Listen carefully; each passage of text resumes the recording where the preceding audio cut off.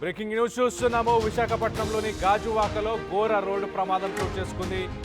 శ్రీనగర్ దగ్గర ఆగి ఉన్న లారీని ఆర్టీసీ బస్సు ఢీకొట్టింది. ముగ్గురు ప్రయాణికులు స్పాట్లోనే చనిపోయారు. బస్సు డ్రైవర్తో పాటు మరికొందరికి తీవ్ర గాయాలైనట్టు తెలుస్తుంది. దగ్గరలోనే ఒక ప్రైవేట్ హాస్పిటల్లో గాయాలైన వారందరికీ కూడా ట్రీట్మెంట్ చేస్తున్నారు. మరో పక్కన మృతదేహాలు విశాఖపట్నంకి సంబంధించిన కేజీహెచ్కు తరలించారు. ప్రమాద సమయంలో బస్సులో దాదాపు 50 మంది ప్రయాణిస్తున్నట్టు తెలుస్తుంది.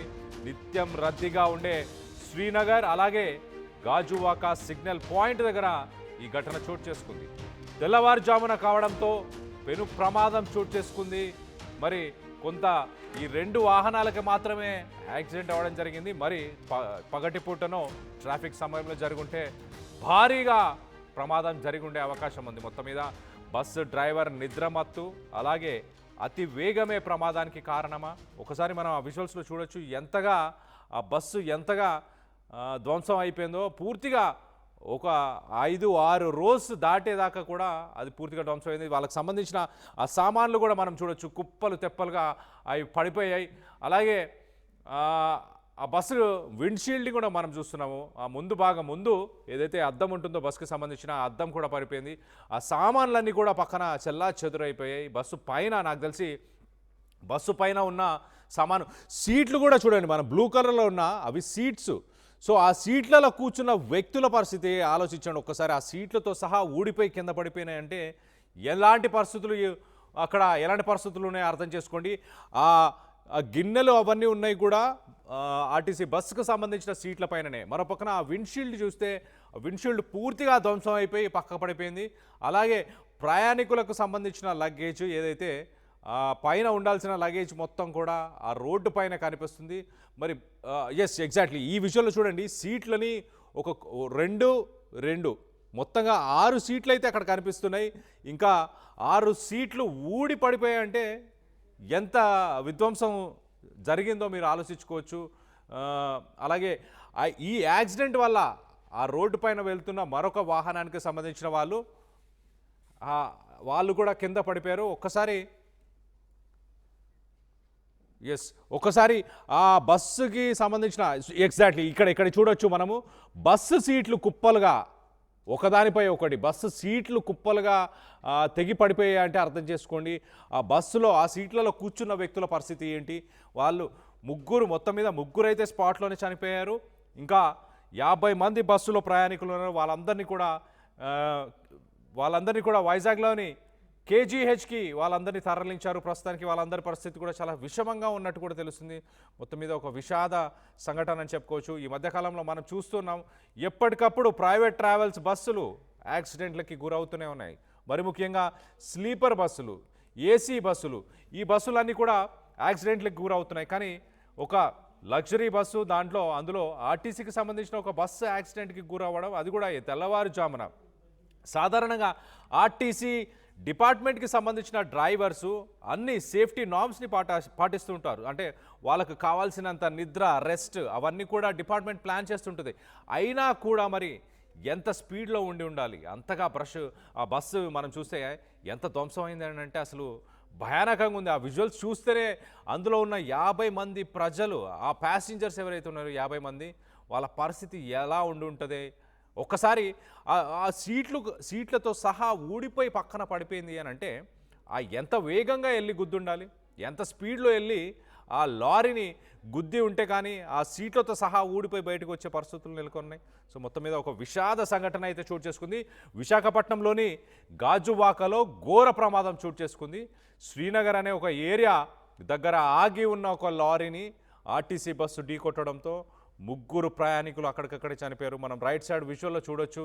దానికి సంబంధించి ఆర్టీసీకి సంబంధించిన సిబ్బంది అలాగే ట్రాఫిక్ పోలీస్ వీరందరూ కూడా అక్కడికి చేరుకొని కొంత ట్రాఫిక్ని క్లియర్ చేసే ప్రయత్నం చేశారు. రోడ్డు నుంచి పక్కకి ఆ బస్సును కూడా తొలగించిన తర్వాత విజువల్స్ని మనం చూస్తున్నాం. లెఫ్ట్ సైడ్ బాక్స్లో రాత్రి వేళ ఆ బస్సు యాక్సిడెంట్ జరిగిన సమయంలో అప్పుడు ఎలాంటి పరిస్థితులు నెలకొని ఉన్నాయో దాన్ని కూడా మనం చూస్తున్నాము. బస్సు ఆగి ఉన్న ఒక లారీని వెనక నుంచి ఢీకొట్టింది. దీనికి సంబంధించి మరింత అప్డేట్ తీసుకునే ప్రయత్నం చేద్దాం. ప్రస్తుతానికి వైజాగ్లో ఎలాంటి పరిస్థితులు నెలకొనున్నాయి, కేజీహెచ్లో ఎలాంటి పరిస్థితులు నెలకొన్నాయి, ప్యాసింజర్స్ పరిస్థితి ఎలా ఉంది, మా ప్రతినిధి రామచంద్రతో మాట్లాడి తెలుసుకునే ప్రయత్నం చేద్దాం. రామచంద్ర, చెప్పండి, ప్రస్తుతానికి ప్యాసింజర్స్ పరిస్థితి ఎలా ఉంది? విజువల్స్ చూస్తే భయానకంగా ఉన్నాయి. సీట్లతో సహా కుప్పలు తెప్పలుగా సీట్లతో సహా ఊడిపోయి రోడ్డుపైన పడిపోయిన పరిస్థితి. ఎంత వేగంగా ఉండాలి? అసలు లేటెస్ట్ అప్డేట్ ఏంటి రామచంద్రరావు? ప్రస్తుతానికి క్షతగాత్రుల్ని వేరు ఆసుపత్రికి తరలించారు. గాజువాక్లోని ఆర్కే ఆసుపత్రికి తరలించి కొందరిని వైద్యం అందిస్తున్నారు కళ్యాణ్. అయితే తెల్లవారుజామున అంటే ఒక రకంగా నిద్రమత్తులో ఉండొచ్చు, లేక ఎదురుగా ఉన్న వాహనం తాలూకా అంశాన్ని గుర్తించడంలో డ్రైవర్ ఫెయిల్ అయ్యారన్నది ఒక స్పష్టంగా కనిపిస్తుంది. ప్రధానంగా ఇప్పుడు గాజువాక అంటే సహజంగా విశాఖ నగరానికి మరొక 18 కిలోమీటర్ల దూరంలో చాలా మంది గమ్యానికి చేరుతున్నారు అనే దశలో ఈ ప్రమాదం జరిగింది. ఇది అనకాపల్లి నుంచి దాటిన దాదాపు 20 కిలోమీటర్ల దూరం. అదే విశాఖ నగరానికి ఒక 15 కిలోమీటర్ల దూరంలో గాజువాక పోలీస్ స్టేషన్ కి కేవలం 1 కిలోమీటర్ దూరంలో ప్రమాదం జరిగింది. అయితే మనకున్న సమాచారం బట్టి ఏదైతే ట్రిప్పర్ ఉందో ఆ ట్రిప్పర్ అప్పుడే టైరే పంక్చర్ కావడంతో జస్ట్ దాన్ని పక్కకు తీసే ప్రయత్నం డ్రైవర్ చేయడం, అప్పుడే ఆపడంతో ఒకసారిగా ఈ పార్వతీపురం మన్యం వైపు వెళ్తున్న ఈ బస్సు స్పీడ్ గా ఢీకొనడం జరిగింది. ఈ ప్రమాదంలో 2 మహిళలతో పాటు ఒక అసిస్టెంట్ డ్రైవర్ కూడా మృత్యువాత పడ్డాడు. అయితే మీరు చెప్పినట్టు ప్రమాద తీవ్రత స్పష్టంగా కనిపిస్తుంది. ఒకవైపు పూర్తిగా బస్సు భాగం అంతా కూడా కోల్పోయిన పరిస్థితి. ఇది ఖచ్చితంగా 60 నుంచి 80 కిలోమీటర్ల వేగంతో వెళ్తేనే ఇంత తీవ్రమైన పరిస్థితి ఉంటుంది. అయితే దీనిపై ఇప్పటికే అక్కడికి ట్రాన్స్పోర్ట్ ఆర్టీఏ అధికారులు కూడా చేరుకుంటున్నారు. దీని తీవ్రత ఇట్లా అంశాలు కూడా గుర్తించే అవకాశం ఉంది. అయితే ప్రస్తుతానికి ప్రమాదం అంచనా కంటే ప్రస్తుతం క్షతగాత్రులకి వైద్యం అందించే ప్రయత్నాలు జరుగుతున్నాయి. ప్రస్తుతానికి గాజువాక్ లోని ఆర్కే ఆసుపత్రికి కొందరు తరలించారు. మృతదేహాలు మాత్రం ఇంజాజ్ ఆసుపత్రికి తరలించారు. వీరికి సంబంధించిన అంశాలు కూడా అంటే ఎవరు ఏంటి అన్న విషయంపై మరి కాసేపట్లో నిర్ధారణ వచ్చే అవకాశం ఉంది. వారికి సంబంధించిన సమాచారం కూడా తెలిసే అవకాశం ఉంది Kalyan. Right Ramachandra Rao, thanks for the latest update. యాక్చువల్గా ఈ బస్సు డ్రైవర్ పరిస్థితి, అలాగే లారీ డ్రైవర్స్కి సంబంధించిన పరిస్థితి ఎలా ఉంది? వాళ్ళు ఇద్దరు బ్రతికే ఉన్నారా? మృత్యువాత పడ్డారు కళ్యాణ్. మిగతా డ్రైవర్ వారందరూ కూడా స్వల్ప గాయాలతో బయటపడ్డారు. వీరిని ఆర్కే ఆసుపత్రికి తరలించారు. గాజువాక్ లోనే సమీపంలో ఉన్న ఈ ప్రైవేట్ ఆసుపత్రికి తరలించడం జరిగింది. అట్లాగే ప్రధానంగా చూసుకుంటే ఎవరైతే ట్రిప్పర్ డ్రైవర్ అతనికి కూడా కొంత స్వల్ప గాయాలయ్యాయి. అయితే వీరు ప్రాణాపాయ పరిస్థితి అయితే ఉన్నట్టు మనకు తెలియదు. అయితే గాయాల తీవ్రత ఏ రకంగా ఉన్నప్పటికీ వైద్యం అందించిన తర్వాత వీరి పరిస్థితి కాసేపట్లో మనకి స్పష్టంగా తెలిసే అవకాశం ఉంది. అయితే గాయపడిన ప్రయాణికుల్లో వేరు మంది అంటే మరొక 7 వరకు గాయపడ్డారు. వారి పరిస్థితిపై కూడా కొంతసేపట్లో వైద్యులు మనకి వివరాలు అందించే అవకాశం ఉంది. అయితే ఏదేమైనప్పటికీ తెల్లవారుజామున గమ్యానికి దగ్గరలో అంటే వాస్తవానికి పార్వతీపురం మన్యంకి విశాఖ నగరం నుంచి వెళ్ళడానికి మరొక 3 గంటలు పడుతుంది. కానీ సహజంగా ఎక్కువ మంది ప్రయాణికులు ఇటు పార్వతీపురం, సాలూరు, విజయనగరం ప్రయాణికులతో పాటు విశాఖ నగరానికి సంబంధించిన ప్రయాణికులు కూడా ఉంటారు. అయితే విశాఖ నగరానికి మరొక అరగంటలో చేరే అవకాశం ఉంది. ఇట్లాంటి దశలో ఈ ప్రమాదం జరిగింది. మనకున్న సమాచారం బట్టి అక్కడ ట్రాఫిక్ పోలీసుల మాటలు బట్టి డ్రైవర్ కాస్త నిద్రలోకి రావడం, లేకపోతే అతివేగంగా వచ్చి ఎదురుగా ఉన్న ట్రిప్పర్ నెమ్మదిగా ఆపుతూ పక్కకి సైడ్ తీస్తున్న దశని దూరం నుంచి గమనించకపోవడం వల్ల ఈ రకంగా ప్రమాదం జరిగి ఉంటుందని అంచనా వేస్తున్నారు.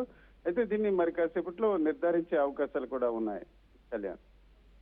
Right Ramachander, thanks for the latest update. మొత్తం మీద ఒక విషాద సంఘటన అని చెప్పొచ్చు. విశాఖపట్నం నుంచి గాజువాక సుమారుగా ఒక 19 కిలోమీటర్ల దూరంలో గాజువాకకు సంబంధించిన పోలీస్ స్టేషన్ పరిధిలో ఈ ఘటన చోటు చేసుకుంది.